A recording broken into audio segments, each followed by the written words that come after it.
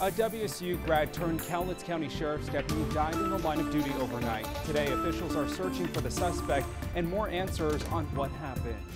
We stayed dry in the Spokane area today, but it was still cold and breezy. Good news, temperatures are on the rise this week. And Northwesterners got out their walking shoes to raise awareness for one of the region's most devastating diseases.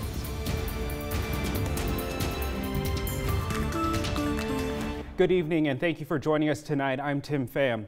We learned just this afternoon a sheriff's deputy in Cowlitz County who was shot and killed in the line of duty last night graduated from Washington State University. The deputy was identified as 29-year-old Justin Derosier.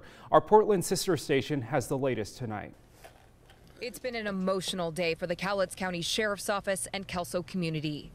Most of us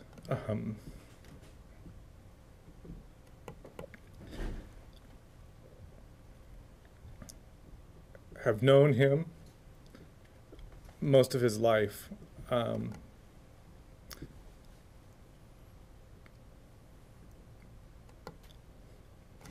apologize.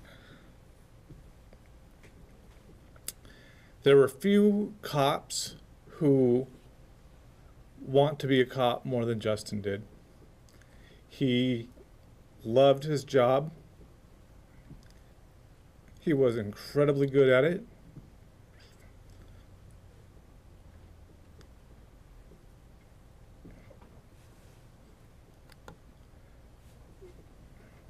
And as you can imagine, as I'm obviously showing, this is very personal for our agency. 29-year-old Justin Derosier was not only a deputy filled with potential, he was also a husband and a father to a 5-month-old daughter named Lily. Who's always going to know what an incredible man her father was.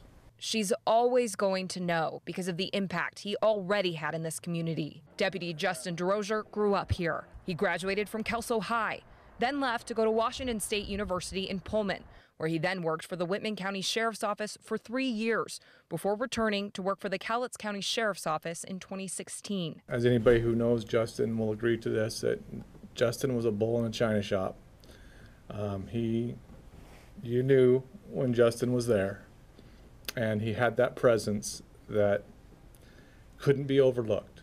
Just before 9:30 last night, investigators say Derosier was called to a parking complaint involving a motorhome seen here in our Sky 8 footage. This is on Fowler Road, about 3 miles east of I-5 along Kalama River Road. Shortly after arriving, Derosier radioed to dispatch that shots were fired and he'd been hit. You can hear him say he's been shot over the radio, but we're choosing not to play that audio at this time. About a minute later, dispatch says they haven't heard from him. No, we don't know anything. He just got on the radio, said he's been shot, and now he's not answering us. He was on a parking complaint. Other officers then rushed to the scene. A Kalama police unit got there first and was able to get Derosier out of there and take him to an ambulance waiting down the road. He was then life-flighted to Southwest Washington Medical Center in Vancouver, where he died in surgery shortly after midnight. His family made it to the hospital, but did not get to see him before he died. He will be with us forever, and he'll be truly missed. A new proposal recently passed in the state Senate allowing parents to administer some forms of marijuana to their children at school. Lawmakers say the bill is meant for students who need medical marijuana for relief from chronic illness. The bill would allow marijuana-infused products, but it specifically bans smoking the plant and other products high in the psychoactive chemical THC. This is because the bill is oriented toward allowing strains high in the non-psychoactive chemical CBD. It's been a chilly weekend, and Michelle is expecting these cool temperatures to stick around for the start of the work week. What are we expected to see the next couple of days, Michelle? Well, the start of the work week is going to be a cold one as well, and it was definitely chilly today with snow in the higher elevations. Take a look at Lookout Pass right now. You can see plenty of snow on the side of the road. Fortunately, it looks like the roads are still in great shape. Snoqualmie Pass looking at wet roads, but you can see some fresh snow out to the side as well. There's a chance for snow across both the Cascade Passes and Lookout Pass tomorrow, but should just be looking at light amounts of snow showers. Temperatures on the chilly side, 46 in Spokane, 45 in Coeur d'Alene, and that's about as warm as we've been all day. That a little bit more sun sunshine out across the Okanagan Valley and Upper Columbia Basin. Temperatures in the lower to mid 50s there, but along with the cool temperatures, we've had some breezy conditions. Right now, sustained wind speeds in Moses Lake around 20 miles an hour, 22 miles per hour in Spokane, Coeur d'Alene about 13 miles an hour. Still seeing a few showers popping up on our satellite and radar loop here. We could see a sprinkle this evening, but most of the wet weather has been isolated across the mountains and kind of zooming into the Spokane and Coeur d'Alene area. Coeur d'Alene got a sprinkle today. Deer Park did as well. Spokane was dry. It's going to be a chilly start to the work week. Temperatures starting off in the lower 30s, 51 for tomorrow, but warming up to 60 by Wednesday. Thanks so much, Michelle. A former Marine who lives in Tacoma got an unusual package in the mail. At first, it didn't seem out of the ordinary, just a letter from the VA about a change to his benefits. But then he got a whole stack of documents with veterans' personal information. And get this, they weren't his. So he called our sister station in Seattle to investigate. Recently, Dave Strider got a letter from Veterans Affairs. We get letters like this periodically on major changes that are going to affect us. It mentioned changes to his benefits. Then 2 hours later, a UPS package arrived on his porch. This is how it came. He opened the box and found a folded letter addressed to him on top of a pile of other papers. I took all the things out and I started looking at it. This is not my records.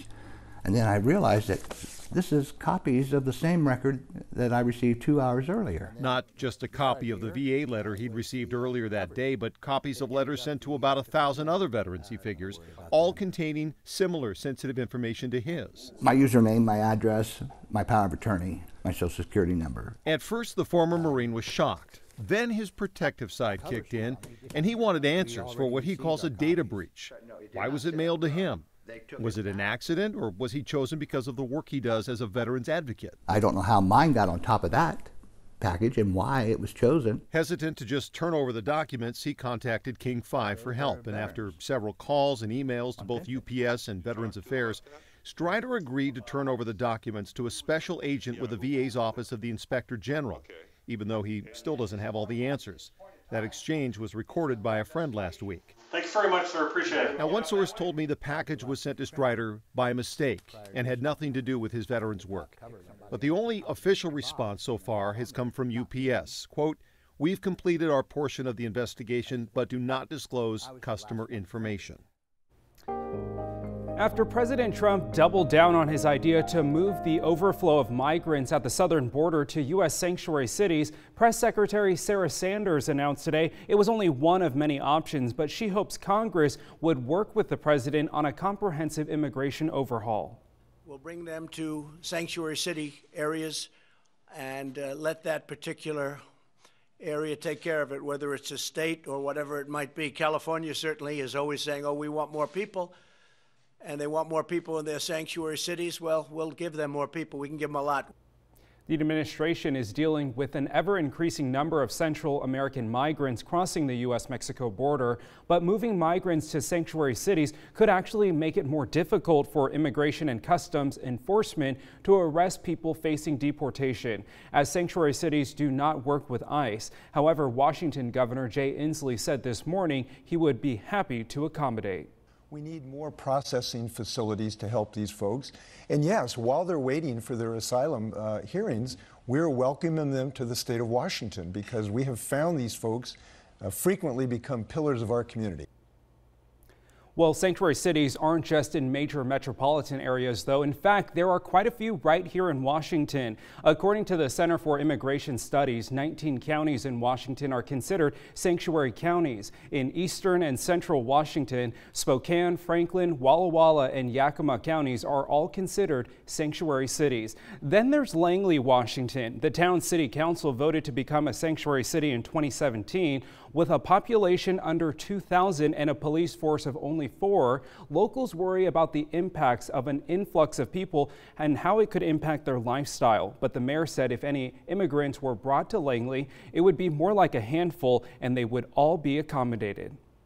It started in Texas but has now made its way through the southern states. We'll show you the devastation the storm system has brought from Texas, Mississippi, and now Georgia. And another Democrat joins a crowded pool of contenders hoping to unseat President Trump. We'll tell you who's joining when we come back.